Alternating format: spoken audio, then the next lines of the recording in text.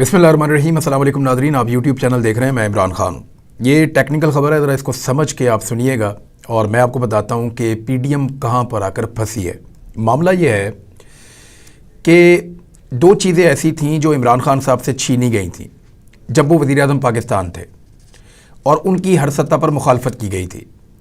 PDM की सारी जमातें तो मुखालफत करती थी, वो पॉलिटिकल स्टेक होल्डर हैं, लेकिन जो सबसे बड़ी स्टेक होल्डर है पाकिस्तान की एस्टेब्लिशमेंट, जो सियासी हालात पर हमेशा कंट्रोल करना चाहती है, उन्होंने एक चीज़ की पूरी कोशिश की थी कि ये दोनों चीज़ें पाकिस्तान के अवाम को ना मिलें।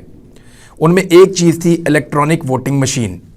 इलेक्ट्रॉनिक वोटिंग मशीन एक ऐसा वोटिंग का सिस्टम है जिसमें पाकिस्तान भर में कोई एक शख्स दूसरा वोट नहीं डाल सकता, जिसमें वोटों की गिनती के अंदर हेर फेर नहीं हो सकता, जिसमें बाहर से लाकर नए वोट शामिल नहीं किए जा सकते, जिसमें पहले से डब्बे नहीं भरे जा सकते और जिसमें बाद में धांधली का इम्कान नहीं होता और सबके पास वेरीफाइड रिजल्ट आ जाता है। इसमें धांधली करने के इम्कानात ख़त्म हो जाते हैं। एस्टेब्लिशमेंट अगर मुदाखलत करके चंद सीटों को यहाँ से वहाँ करना चाहे तो वो नहीं कर सकेगी। जो रवायती सियासी जमातें पुराने धांधली के तरीक़ों पर कारबंद हैं, वो धांधली के तरीके फेल हो जाते हैं इस मशीन के सामने। तो जब मैंने इस मशीन को देखा था उस वक्त भी मुझे इस बात का आइडिया था कि पीडीएम की जमातें तो नहीं मानेंगी, लेकिन पाकिस्तान की एस्टेब्लिशमेंट भी इस मशीन की मुखालफत करेगी, क्योंकि इलेक्शन के ऊपर से उनका कंट्रोल ख़त्म हो जाएगा और वो ये कंट्रोल अपने हाथ से कभी नहीं जाने देंगे। बेशुमार लोग जो हैं वो एस्टेब्लिशमेंट से सिर्फ इसलिए बना कर रखते हैं कि उन्हें इस बात का आइडिया है कि इलेक्शन वाले दिन ये लोग कोई भी सरप्राइज़ दे सकते हैं। ये लोग एक जीती हुई सीट को हारी हुई नशिस्त के अंदर कन्वर्ट कर सकते हैं और आप बाद में जितना मर्जी धांधली का शोर मचाएं, वहाँ पे फिर अदलिया में आपका केस ही चलता रहता है और 5 साल गुजर जाते हैं और जो शख्स धांधली करके आया होता है वो 5 साल वहाँ पे अवाम का मुंतखब नुमाइंदा बन के रहता है, कम वोट लेने के बावजूद। तो इलेक्ट्रॉनिक वोटिंग मशीन छीन ली थी। दूसरी जो चीज़ छीनी गई, जिसके लिए इमरान खान साहब ने कानून साजी भी की थी, वो थी ओवरसीज़ पाकिस्तानियों के वोट का हक। ये एक बहुत इंपॉर्टेंट चीज़ है और ये एक ऐसी चीज़ है जिससे सब भाग रहे थे। जब इमरान खान साहब एस्टेब्लिशमेंट की आंखों में खुटकने लगे और उन्हें लगा कि इस शख्स की ज़रूरत नहीं है, रजीम चेंज ऑपरेशन का फैसला हो गया। जब पाकिस्तान में पीडीएम की जमातों को इकट्ठा करके हुकूमत में लाने का फैसला हुआ तो ये फैसला भी हो गया कि इमरान खान को दोबारा वापस नहीं आने देना। ओवरसीज़ पाकिस्तानी, आप दुनिया में कहीं भी ट्रैवल करें, जिस मर्जी मुल्क में जाएं, आपको 90% से ज़्यादा पाकिस्तानी इमरान खान के सपोर्टर मिलेंगे। ओवरसीज़ पाकिस्तानी जो हैं वो उन मुल्कों में रहते हैं जो मुल्क पाकिस्तान से ज़्यादा खुशहाल और बेहतर हैं, इसीलिए वो पाकिस्तान को छोड़कर उन मुल्कों में जाते हैं। वो मुल्क खुशहाल इसलिए हैं कि वहाँ पे अवाम को इज़्ज़त दी जाती है और जो अल्ले तल्ले और जिस तरह की मौज मस्ती यहाँ पे सियासतदानों को मैसर है, वैसी उन मुल्कों में नहीं है। तो वो जो ओवरसीज़ पाकिस्तानी जो कुछ बाहर देखते हैं, उसके बाद उन्हें रवायती सियासी जमातों से नफरत हो जाती है, इसलिए वो इमरान खान साहब को वोट डालना चाहते हैं। 90% से ज़्यादा लोग ऐसे हैं ओवरसीज़ पाकिस्तानियों में जो इमरान खान के वोटर हैं और जब भी इनको आजमाया गया तो इनमें वोट डालने की रेशो भी पाकिस्तान के अंदर रहने वालों से ज़्यादा है। यानी एक तजुर्बा किया गया था 2018 के ज़िमनी इंतखाबात में, तो पता चला कि ये लोग 80% तक वोट डालते हैं। यानी इन्हें इतना वोट डालने का शौक है कि अगर एक जगह पे 100 वोट मौजूद हैं तो 80 लोग वोट डालने आएंगे। और अजीब बात यह है कि उन 80 लोगों में से 75-76 लोग जो हैं वो इमरान खान साहब को वोट डालेंगे। तो ऐसी सूरत में एस्टेब्लिशमेंट ने और पीडीएम की जमातों ने मिलकर ओवरसीज़ पाकिस्तानियों के वोट का हक ख़त्म कर दिया था। इस मामले को अदालत में ले जाया गया। ओवरसीज़ पाकिस्तानी हर तरफ आवाज़ें उठा रहे थे। अब ये केस, ये मैंने आपको सारी बात समझाई है किसी वजह से, अब आपको ला रहा हूँ उस बड़ी खबर की तरफ। अब ये केस जो है पीडीएम की बहुत सारे शोर के बावजूद, उनके एतराज़ात के बावजूद चीफ जस्टिस ऑफ पाकिस्तान डट गए हैं। सुप्रीम कोर्ट में ओवरसीज़ पाकिस्तानियों की वोटिंग से मुताल्लिक दरखास्तें समाअत के लिए मुकर्रर कर दी गई हैं। 3 मार्च को इसकी समाअत करेगा सुप्रीम कोर्ट ऑफ पाकिस्तान का 3 रुकनी बेंच। इस बेंच की सरबराही करेंगे जस्टिस जनाब एजाजुल एहसन साहब और दीगर दो मुअज़्ज़िज़ जज साहिबान इसमें हैं। उनमें एक जस्टिस मुनीब और एक जस्टिस जनाब मज़ाहिर नकवी साहब। अब ये 3 जजेस ओवरसीज़ पाकिस्तानियों के वोट के हक के लिए वहां पे केस सुनेंगे। अब पीडीएम कभी नहीं चाहेगी कि ओवरसीज पाकिस्तानियों को वोट का हक मिले। क्योंकि इस प्रोसीजर में थोड़ा सा टाइम लगना है। अगर अदालत यह फैसला कर देती है अगले 1 महीने के अंदर या 1.5 महीने के अंदर कि ओवरसीज पाकिस्तानियों को वोट का हक हर हाल में दिया जाए, तो फिर इसकी तैयारी में 1, 2, 3 महीने लग जाएंगे। यानी 4-5 महीने के अंदर अंदर ओवरसीज पाकिस्तानियों के पास वोट डालने का हक आ जाएगा और उसका तरीकाकार भी तय हो जाएगा। पाकिस्तान के अंदर कौमी असम्बली के कम से कम 100 हल्के ऐसे हैं जहां पे ओवरसीज पाकिस्तानियों के वोट से फर्क पड़ता है, यानी वहां पे नशिस्त इधर से इधर जा सकती है। और लगभग 70 हल्के ऐसे हैं जहां पे बहुत बड़ा फर्क पड़ता है और लगभग 50 से ज्यादा हल्के ऐसे हैं जहां पे फैसला कुन फर्क पड़ता है ओवरसीज पाकिस्तानियों के वोटों से। अब पीडीएम ये सारी सीटें हारना नहीं चाहती और ये सारी सीटें इमरान खान साहब को मिल जाएंगी। पीडीएम बुरी तरह फंस गई है। अगर इलेक्शन को डिले के अंदर लेकर जाती है या कौमी असम्बली के, क्योंकि सूबाई असम्बली के इलेक्शन तो 90 दिन के अंदर अगर होने हैं और वो होने हैं आईने पाकिस्तान के मुताबिक, तो वो तो 9 अप्रैल से 16 अप्रैल के बीच में किसी भी दिन हो जाएंगे। यानी इससे पहले पहले ही होने, इससे आगे जाना तो मुमकिन नहीं है जब तक कि कोई कंसेंसस नहीं बन जाता सारी पॉलिटिकल पार्टीज का। तो रमजानुल मुबारक के अंदर ये इंतखाबात आने हैं। बहुत ज्यादा भी होगा तो सारे मिलकर फैसला करेंगे कि रमजानुल मुबारक के बाद यानी छोटी ईद के बाद ये इंतखाबात करवा दिए जाएं। बहुत मुमकिन है कि ये हो जाए, लेकिन 90 दिन और आईनी हद के मुताबिक रमजानुल मुबारक के बीच में इंतखाबात होने हैं। अब ये वाला मामला तो हो गया सेटल। ये वाले इंतखाबात, इनमें ओवरसीज पाकिस्तानियों का वोट, ये बहुत मुश्किल चीज है। और वो मुश्किल इसलिए है कि जब अदालत कहेगी कि इसको किया जाए तो फिर इलेक्शन कमीशन टाइम मांगेगा और जब टाइम मांगेगा तो 90 डेज से ऊपर जाएगा। तो हो सकता है यहां पे ना हो, लेकिन कौमी असम्बली के इंतखाबात में, सिंध के इंतखाबात में, बलूचिस्तान के इंतखाबात में ये ओवरसीज पाकिस्तानियों का वोट शामिल हो जाएगा। इस्लामाबाद वाले इंतखाबात के अंदर भी जो कौमी असम्बली के होंगे वो पूरे पाकिस्तान में ही होंगे। तो ओवरसीज पाकिस्तानियों का वोट शामिल होने से वहां बहुत बड़ा फर्क पड़ जाएगा। अब पीडीएम फंस गई है बुरी तरह। जल्दी इंतखाबात करवाती है तो इलेक्शन हार जाते हैं। इकॉनमी का बेड़ा गर्क कर दिया, कुछ पल्ले नहीं है। आईएमएफ की मुश्किल तरीन शराइत मानने पर ये लोग मजबूर हैं। और अगर इलेक्शन को डिले करती है या दूर लेकर जाती है तो ओवरसीज पाकिस्तानी मुमकिना तौर पे वोट डालने के काबिल हो जाएंगे। अभी लगभग तंग आके 8.5 लाख पाकिस्तानी 8.5 लाख पाकिस्तानी इस 1 साल में पीडीएम की हुकूमत बनने के बाद से लेकर अब तक तंग आकर पाकिस्तान छोड़ चुके हैं। वो किसको वोट डालेंगे? इनको डालेंगे जिनकी वजह से मुल्क छोड़कर गए हैं। कोई 91 लाख पाकिस्तानी आज से 1.5-2 साल पहले तक थे पाकिस्तान से बाहर। ये 1 करोड़ लोग हैं। तो 1 करोड़ लोगों का मतलब है 1 करोड़ वोटर्स। एक बड़ी पॉलिटिकल पार्टी जो होती है ना, बहुत तगड़ी, वो 1 करोड़ वोट टोटल नहीं ले सकती। इमरान खान साहब की पार्टी ने बहुत वोट लिए थे, इससे ज्यादा लिए थे बहुत।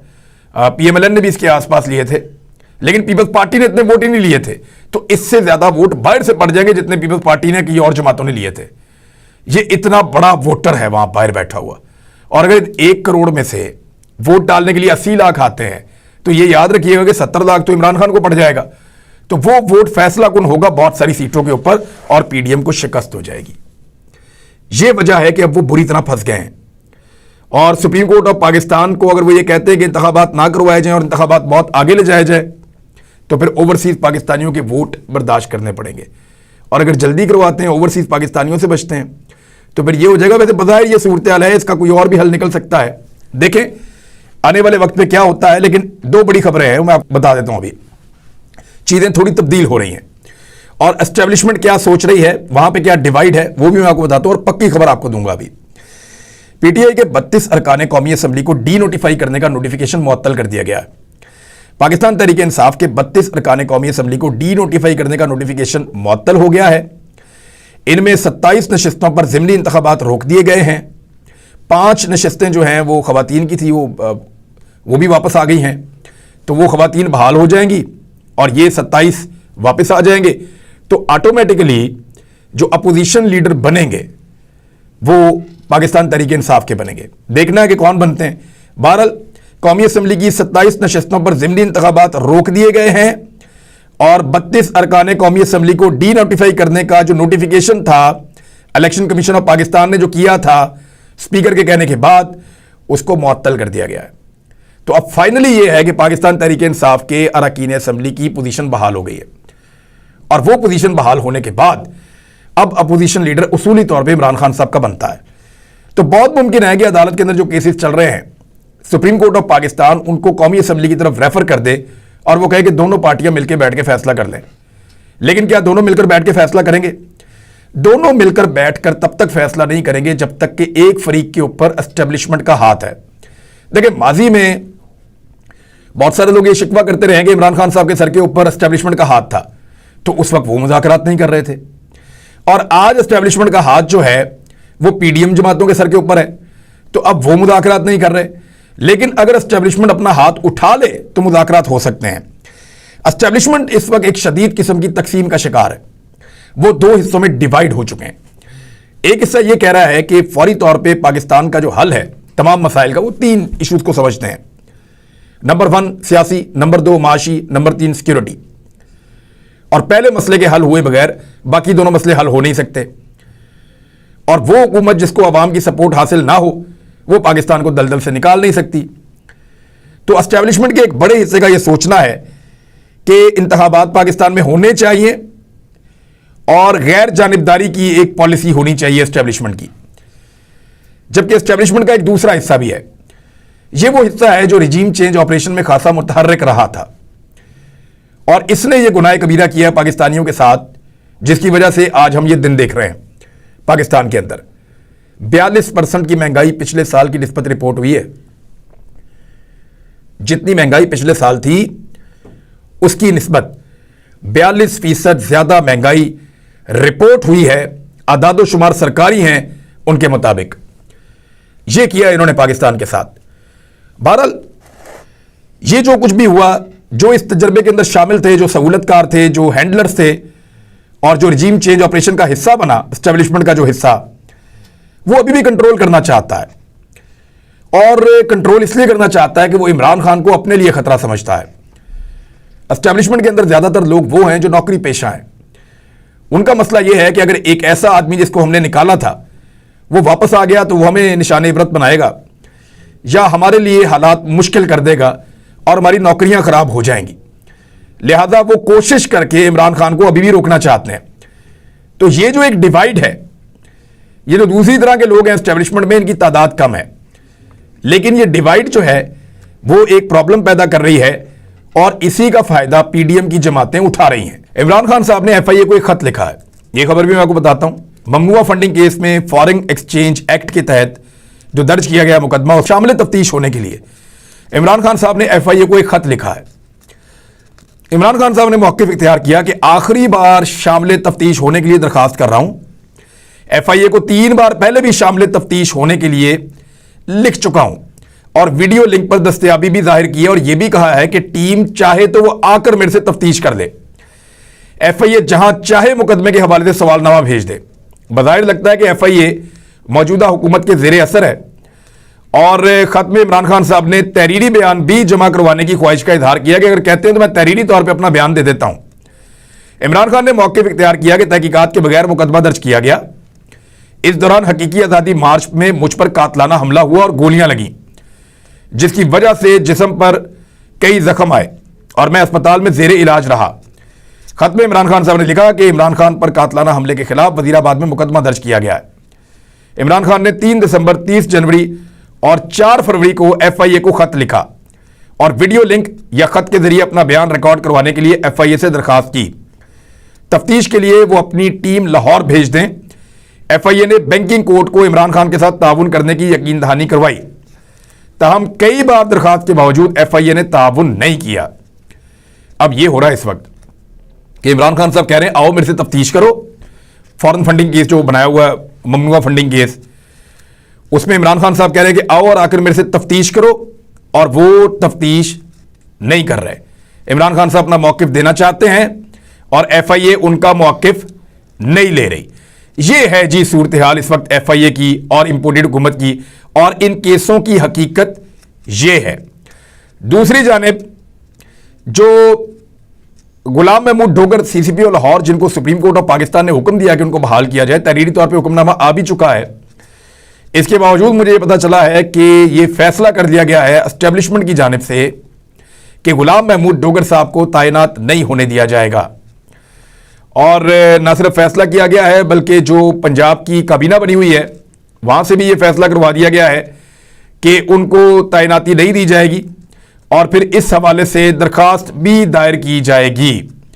तो अब ये स्ट्रेटजी है सुप्रीम कोर्ट ऑफ पाकिस्तान के हवाले से। ये एक तौहीन अदालत का केस बनता है अगर वो इसको सुनना चाहें, क्योंकि उनका एक फैसला है, फैसले की खिलाफ वर्जी हो रही है, फैसले के ऊपर अमल नहीं हो रहा और अमल ना करने वाली कोई सियासी नहीं, एक निगरान हुकूमत है, तो उनकी इतनी जरूरत तो है नहीं। वो तो एस्टेब्लिशमेंट के कलपुर्जे हैं और उनके कहने के मुताबिक बगल बच्चों की तरह वही काम कर रहे हैं। लिहाजा अगर ये तैनाती नहीं होती तो एस्टेब्लिशमेंट की ख्वाहिश तो पूरी हो जाएगी, लेकिन कुर्बानी निगरान हुकूमत के लोगों की हो जाएगी। तो नाज़रीन, अब तक के लिए इतना ही। अपना ख्याल रखिएगा, अपने इस चैनल का भी। अगले वीलॉग में कुछ और अच्छी खबरें हैं वो आप तक मैं पहुंचाऊंगा। अल्लाह हाफिज़।